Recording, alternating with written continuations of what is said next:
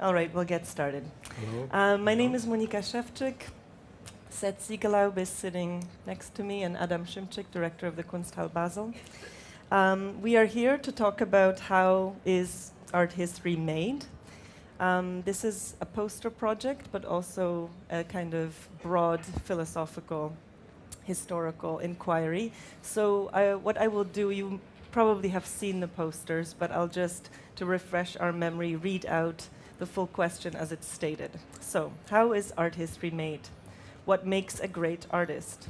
What makes a great artwork? Beauty, emotion, content, originality, novelty, chance, sensitivity, genius, rarity, price?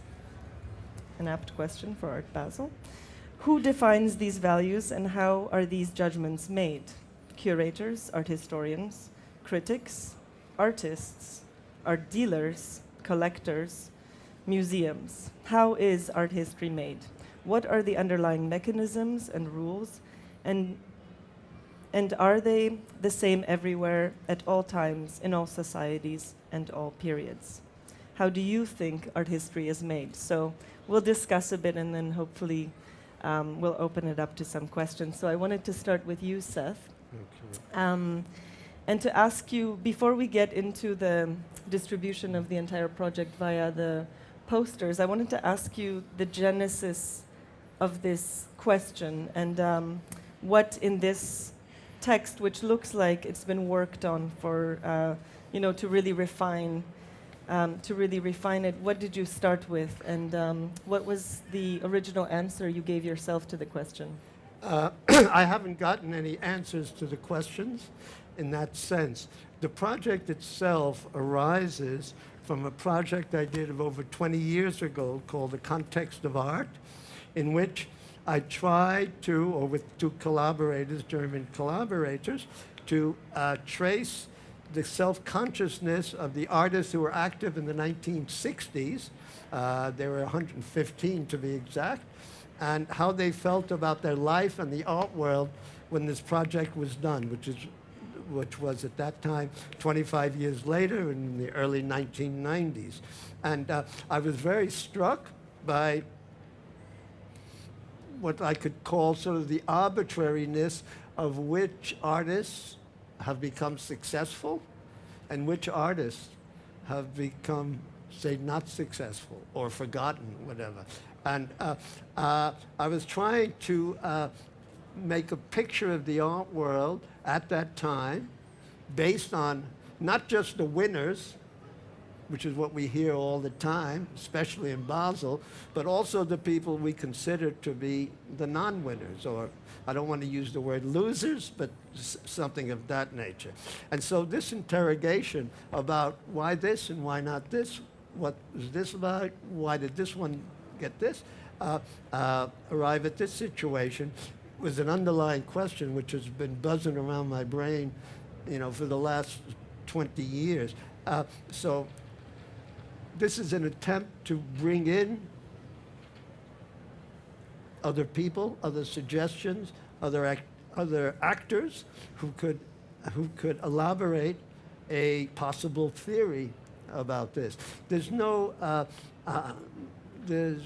mystery that, as far as quality goes, the question of value, economic value, has taken the place of any discussion about quality.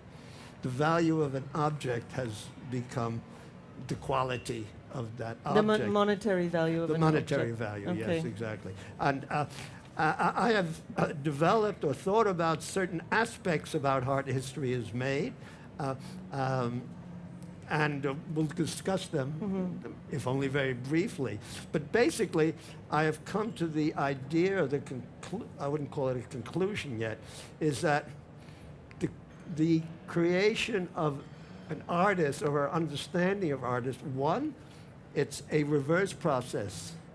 In other words, artists acquire value after all the work has been done, or a substantial amount of work has been done, and you're looking back on it from the success. And so the process I believe, or I think is true, is that the the process of an artist, of understanding an artist's work, is basically to separate him or her from everybody else. So differentiation. Differentiate, Yeah. but continually singularizing what he or she has done, separating it from groups. And so there's a certain, I have the feeling there's a certain system of evaluations, or a certain system of how we perceive artists and their accomplishment in a relatively specific way. But this is not written in stone. This is just a speculative thought about, because it's perfectly clear to me that an artist's value has become, alas, very much an economic decision in a way. I'm going to ask Adam maybe to respond to that. And first of all, Seth has said a few things. I'm kind of conscious of the fact that we began with the idea that it's important to do this project today because, in a way, the project of 20 years ago, looking back on it, it seems like the people who have risen or have been sort of sanctified in art history books are arbitrary, you mentioned. But at the same time, we're in search of a system. So I think that's an interesting contradiction. And of course, money is the big white elephant in the room that is no longer a white elephant because we've started to talk about it. So I'm just curious, Adam, do you agree that money is the ultimate arbiter of historical importance, as Seth sort of asserts? No, I would rather strongly disagree with that. And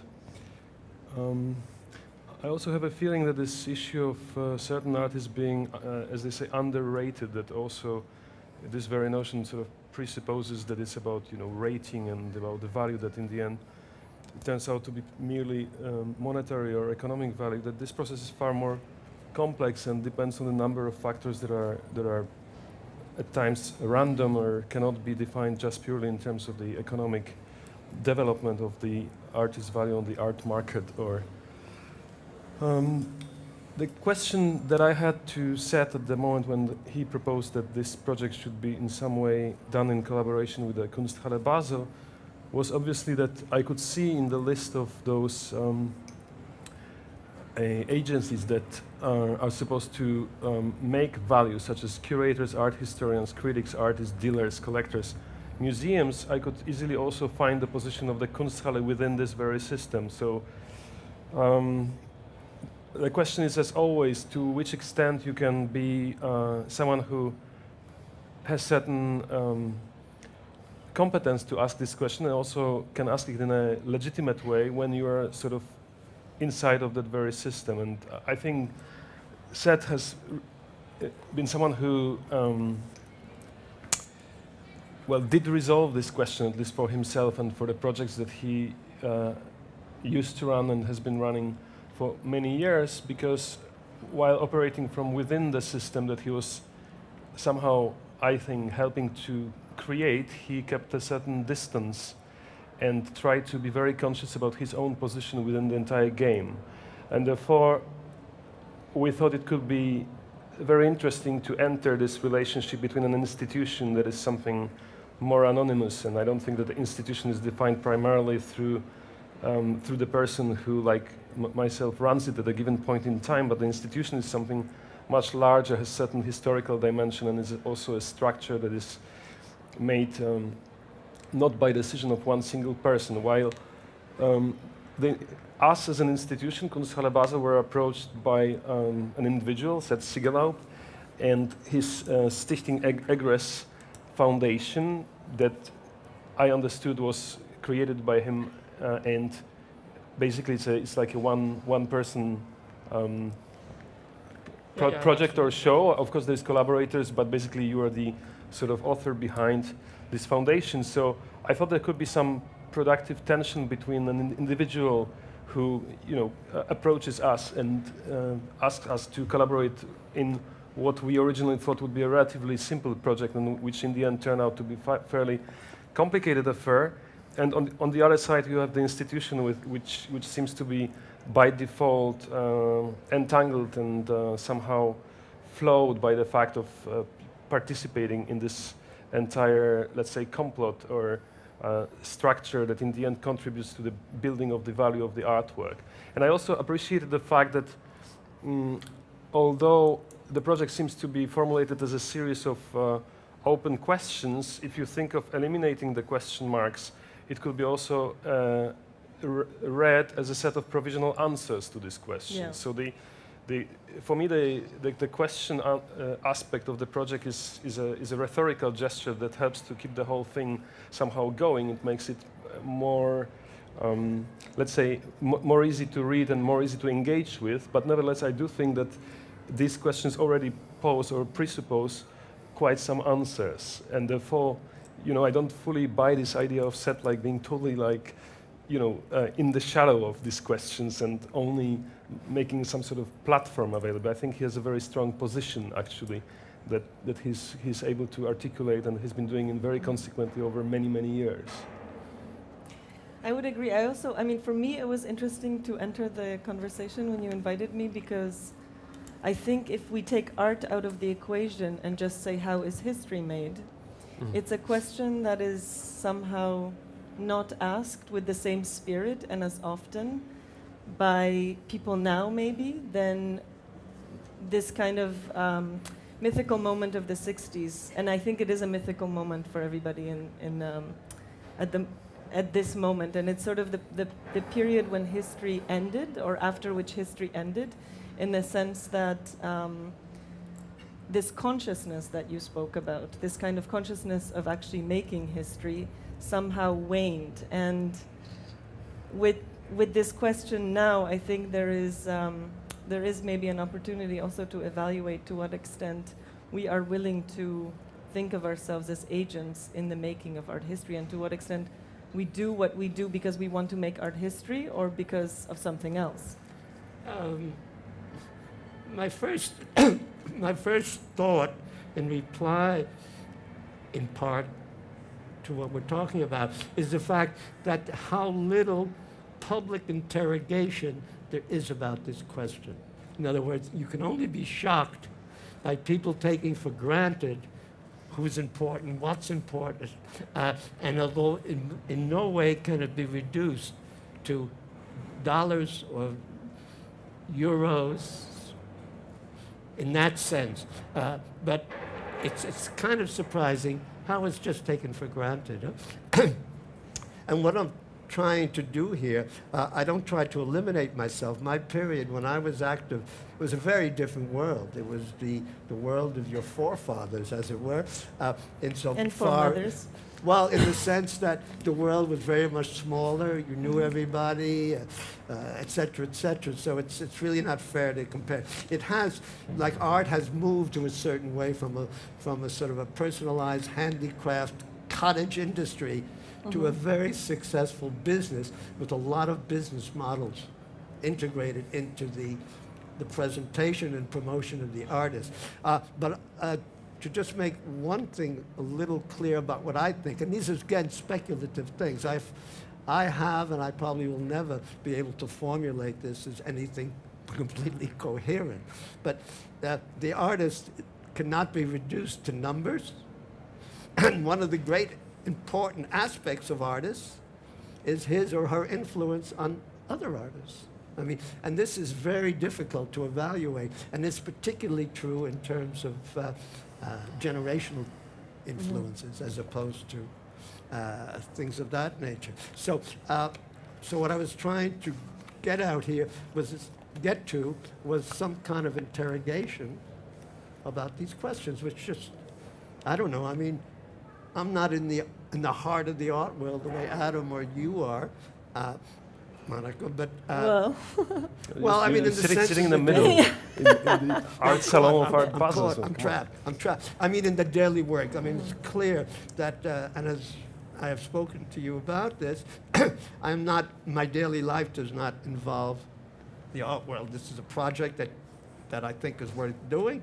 I'll do my best to try to do it and involve other people in doing it.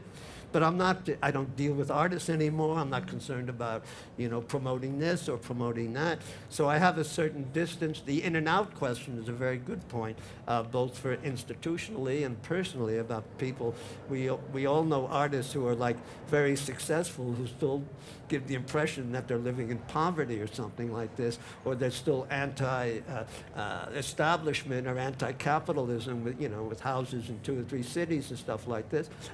We all know this kind of contradiction, and I'm not suggesting that any of us are going to resolve this problem. But what I was trying to get at with this project is to look at how we think about artists and how they create and how we value them.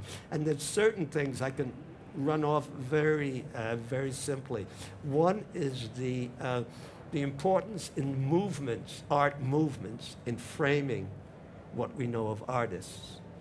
In other words, it is extremely difficult to understand even what an artist is doing without understanding, if not his or one her such context. Frame would be like conceptual art, let's say. Like that, or abstract expressionism, or neo-geo, or pick a name, something like this. It is, and I don't think, in fact, there has been an artist who's come out just like that. There's graffiti art, with this one comes out of. There's so-called pop art, this one comes out of, and things like that. So I think there's a certain need to look at. But don't you think there is also, after this kind of, what I guess I'm kind of proposing as an end of history mentality around art history, there is a kind of unwillingness to name movements at the moment? That I don't know. You could tell me that too.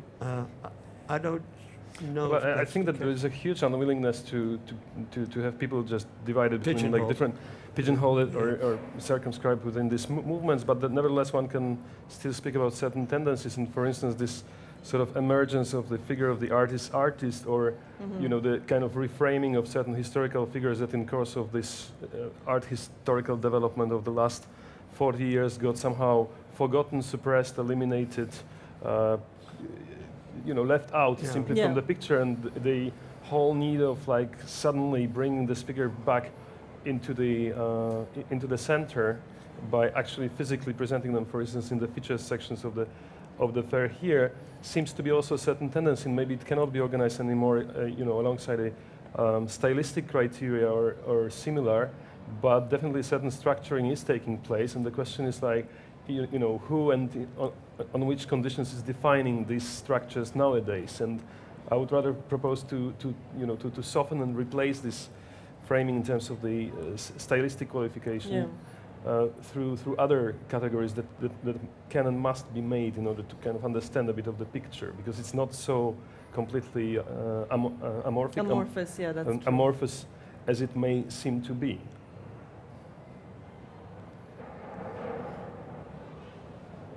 Sorry, I interrupted because you were actually beginning with the... No. I've just thought about several aspects of the problem, and I'm just putting them forth. That's all. But I'm curious.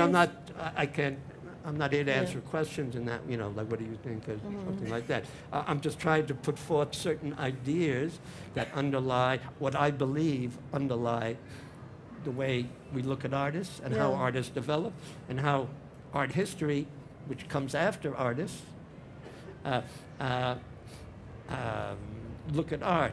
One of the things that struck me for myself, and I'm sure everybody, is like we all have subjective values. I like this. I like tomatoes. I like vegetables. I like color painting. I like this. I like sculptures like this.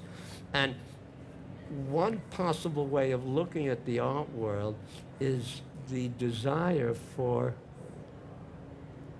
not just an artist, but this is really a whole complex of people around the artist, to objectify what is a subjective opinion and impose it as a fact of life, in a way. In other words, it's not a question, it's not so much a question of like so many, like different kinds of artists live together happily. ever after each one can develop. But also, it's a struggle. I don't want to use the word power struggle. I don't want to necessarily term it that. But these values become objectified. And over time, you don't even think about them anymore. They're returned as, in a certain way, to social life or to the art community or to us as personal values again. In other words, so we take them in as, well, yes, I don't want to stop mentioning names, but yes, you like X and I like Y and things like this. But always forgetting that a lot of these values are very subjective. And certainly because of power, not just economic, intellectual power, et cetera, lots of different things. These things become totally objectified. And it becomes even more difficult to even question this objectification as time goes on, because I have no real criteria for judging, you know, what the so-called abstract expressionists or what Rembrandt was living or something like this. Much of the information that comes forward to us, you know, I mean, you know, you choose what's been chosen for you already in a certain way. But I think maybe, I don't know, I would like to kind of find out a little bit about your own implication in that, in a way, because you know, you definitely, I know we don't want to mention any names, but at some point maybe it's interesting, because for instance, if we begin this discussion, then, you know, for instance, your role in the making of the idea of conceptual art, we could take that as an example in a certain sense. Yeah. And there, I think what's interesting is that you took a role that is not necessarily that of an artist, but in this project, there is a slightly like greater distance to the making of history, but also your role seems to be almost like an artist working on a project with the But I would- Kunsthalle Basel. I would maybe make it even more specific. I would maybe try to make this question even more specific and say that like it's through your project, among others, that we became extremely sensitive to the issue of framing and in which way the project is presented, and details such as the type of the languages that are used here and the layout of the whole thing and the colors that you use. All these things, they are not there by pure coincidence. Yeah.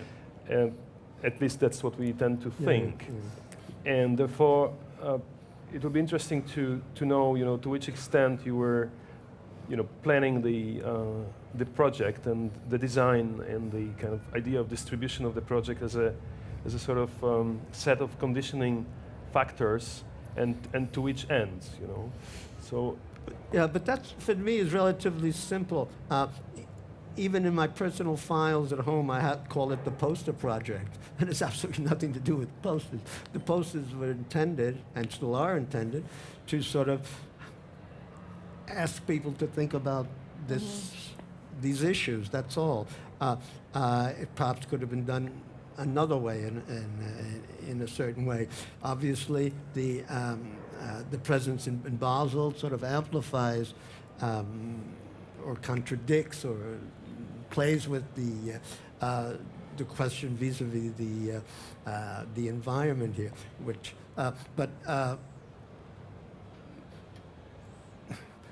I mean, yes, I have my look. We all have our look. We all, put mascara on our nose and some on their ears and some whatever. But I don't think it has anything to do with that. Probably, to be honest with you, if I had to do it again, having seen these posters up, there would be a lot less wordage and much bigger type. Because I realize, as these things, it really requires you to stop. As a poster in the street, it requires you to stop and find your language and things like this. Many people driving by in bicycles or, in a hurry to catch their next meeting or something. So it's very questionable whether this is quite suitable. But I couldn't know that before. And, if someone said, hey, let's drop all this crap and let's just say, who makes the rules or something, and something like that, it probably could have been more effective. But the point is, although it has a look, which is certainly partly mine, also, you know, the designer Nadine Rinderer, who actually did the design. Yes, it could have been something else, but I don't know. I don't feel very closely attached to it. Could have perhaps been anything. I mean, basically, I'm trying to ask the question and get some feedback from people who conceivably have something to say about these issues. And there's two or three other points I just wanted to quickly get off my chest, let's say. One is how the art values are related to regional, national, and economic conditions, and how we look at art very much through the optic of where we were born, what we looked at, and things like this. And one of the examples, I can't mention a name, is basically art is, to a certain way, is sort of basically NATO white boys. That's basically the history of art as we know it in our civilization or here, even though there are sort of non-NATO people coming in, but it's basically the dominant part of this. But one of the importance of the cultural background for me is that I grew up in New York, and I thought, and I still do think, Franz Klein is really, really great, really to catch me out. But this is what was around me when I was a kid growing up. And we were in Berlin a few months ago, and we saw a Solange exhibition. And I saw some works from Solange, and I had to rethink what I thought about, in other words, how centered that was on my background, being in New York. So I said, you know, I would think about, before I saw that exhibition, I would think about Solange as, yeah, I don't know. But I had to rethink about his work in a totally other way. And how important it is, that background thing, the frame of reference. And even though there is an input from a vast majority of people from outside the NATO world, you still have to remember that the vast majority of them live in New York, London, Paris for their work. So, and are very much affected, because that's where they may play with the... That's getting into tricky territory, because I could start to really argue it, I think. But I mean, I think that's definitely a conceit, you know, that this is where the dominance lies somehow. Yeah. Sure, although not necessarily the aesthetic energy or the creative energy, but where they have to apply their trade, let's say, things like this. It's still very important. And but the question of geography is not in those in the questions that you posed here. No. And then also you used six languages that you know.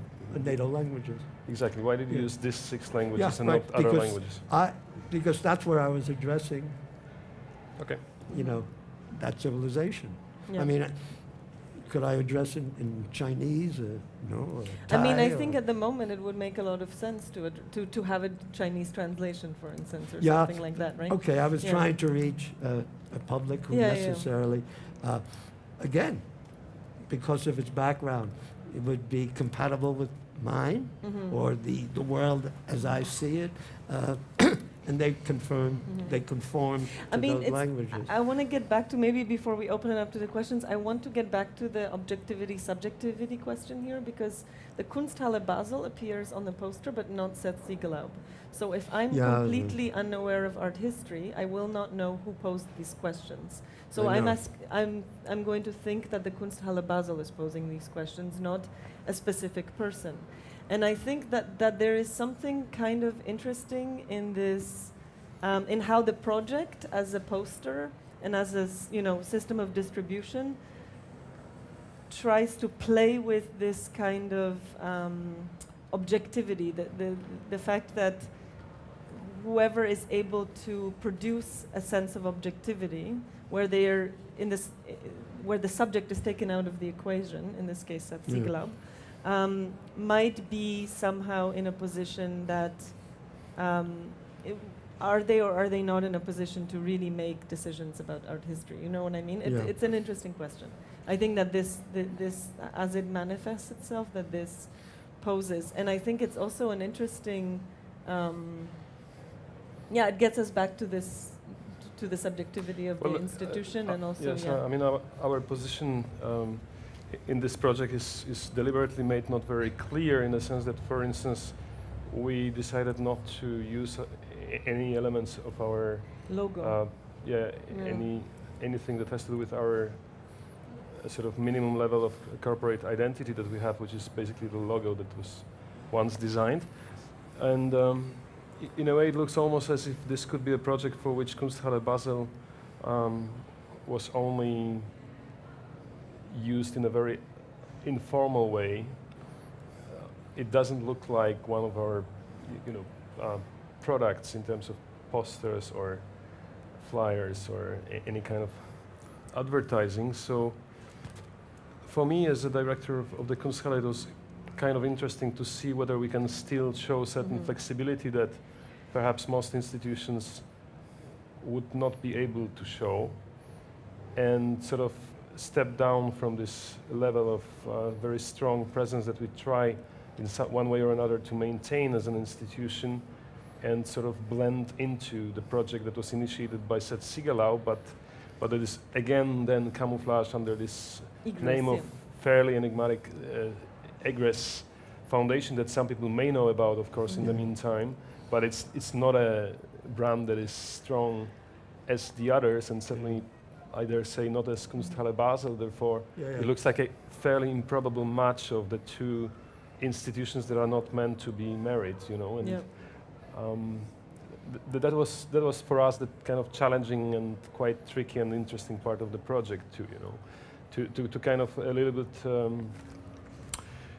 to make the position from which this voice is coming not very easy to pinpoint, to define, as if almost as if these questions were coming out of some kind of from heaven.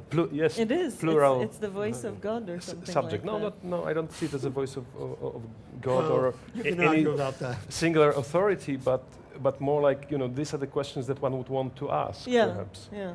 No, I mean it does refocus it onto the questions rather than. I mean, I think we often see words out there in the street, and then the logo explains everything, that sort of thing. But this makes, I think, for something that, makes it very difficult to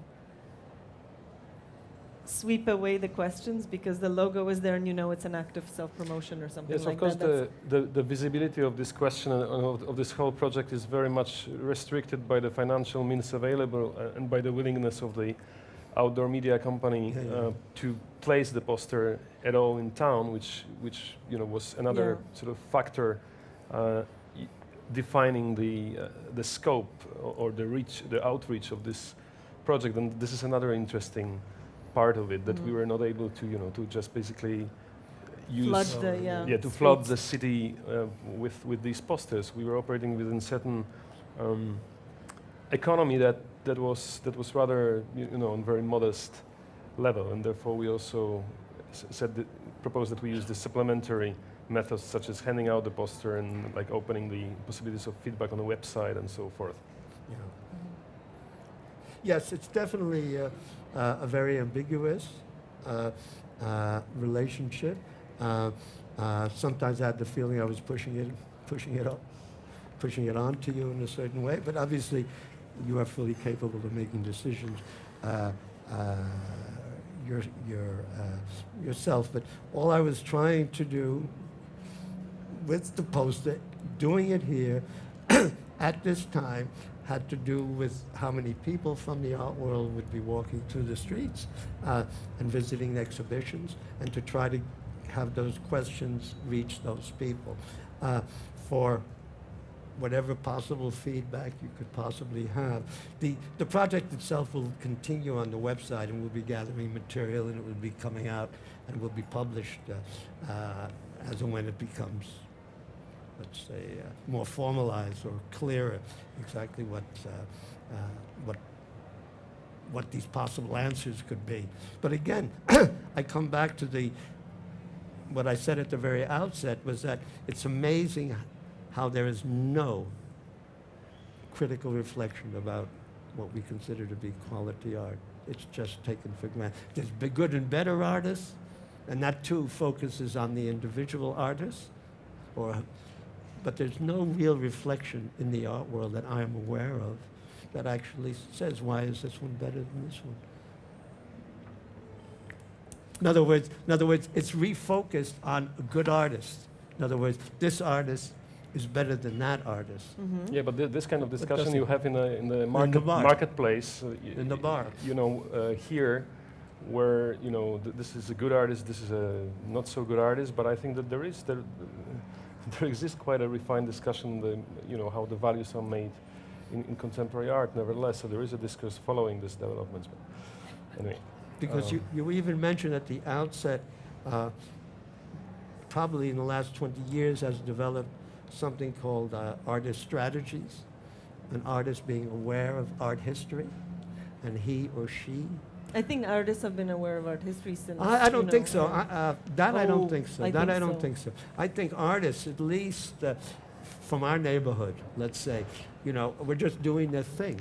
Yeah. Just doing their thing. And I don't think, if you listen to the sort of naivety of the abstract expressionism, just interior this and, doing like this, or just instinctive reaction to things like this, no one would say, I'm going to come after. But I'm I gonna think that fit they were myself in. actually in many ways an exception rather than the rule. I mean, I think if we focus on their their lack of awareness,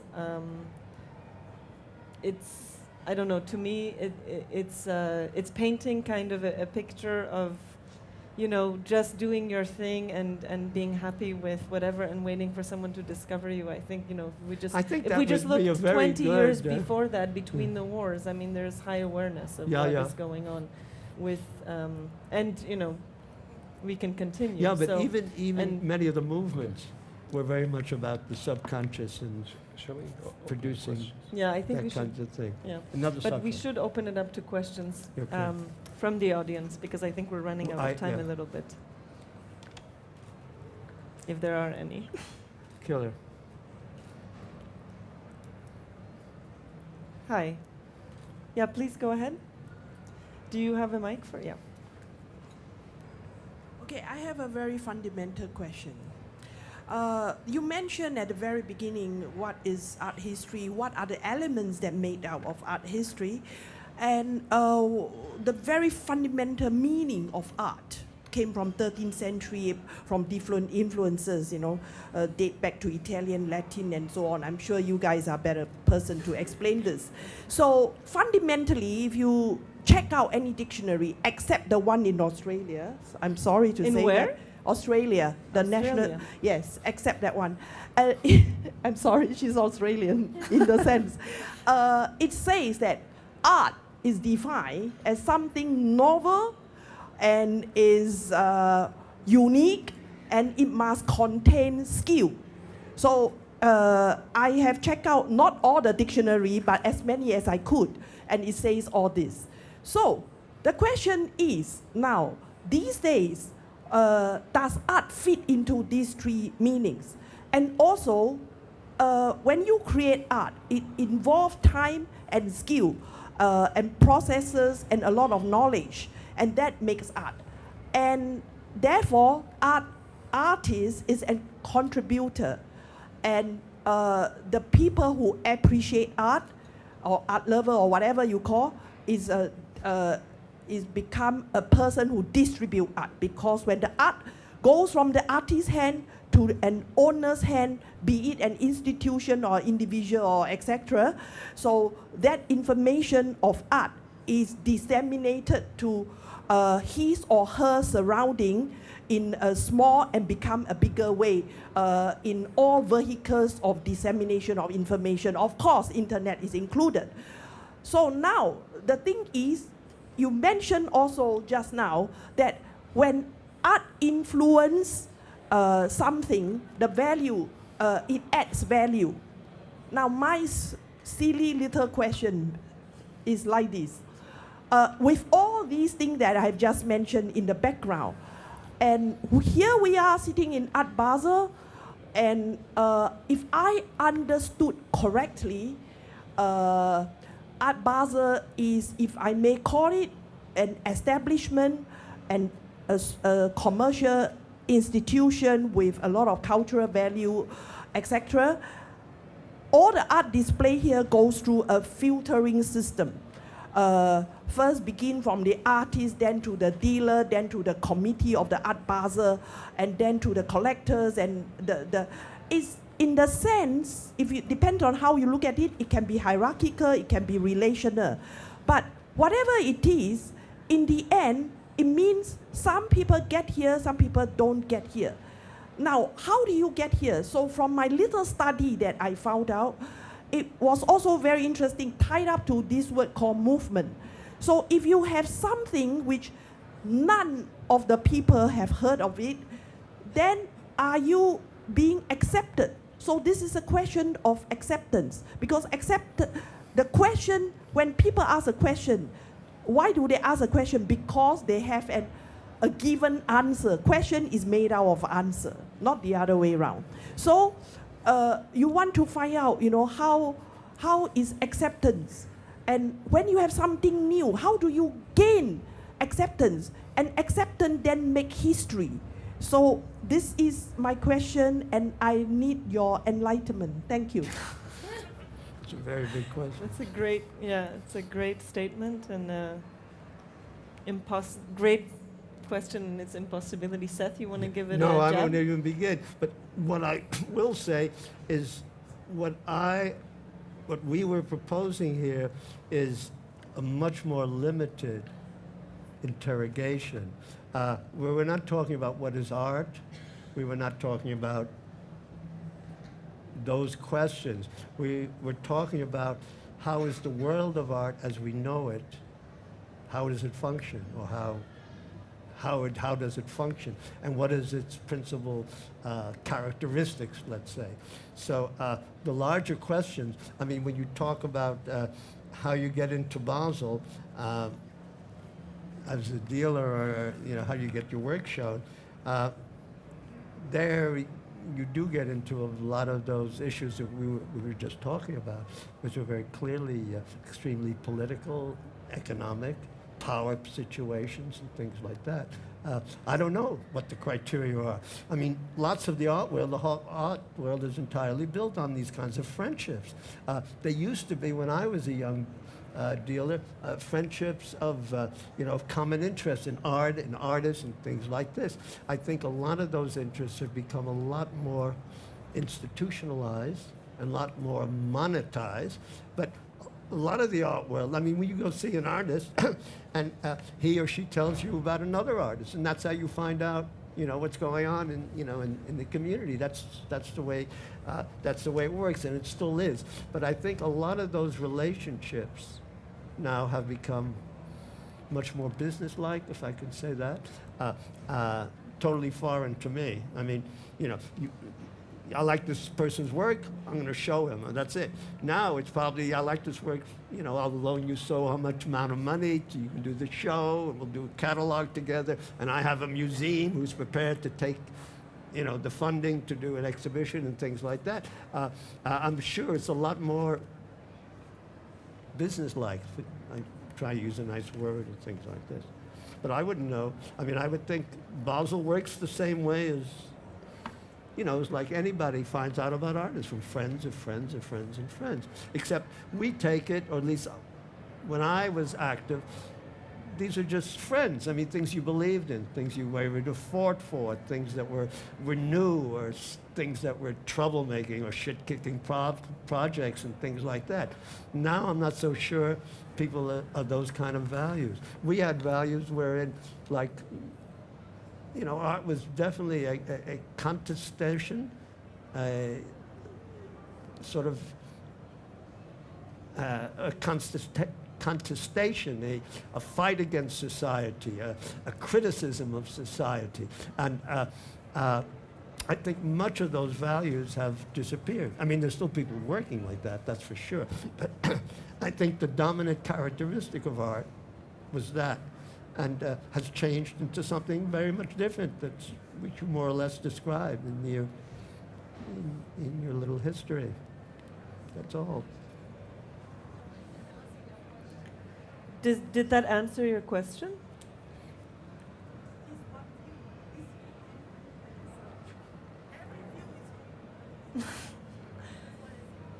Okay.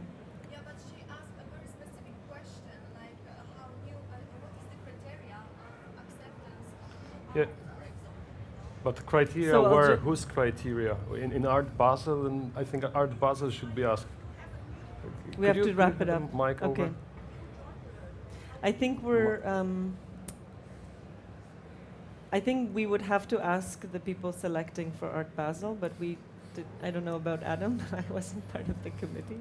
I think it's it's an interesting question to ask, but I'm getting signals that we have to wrap it up. So maybe we can continue in a more informal way somehow. Thank you very much, Adam, Seth, and thank you. Monika.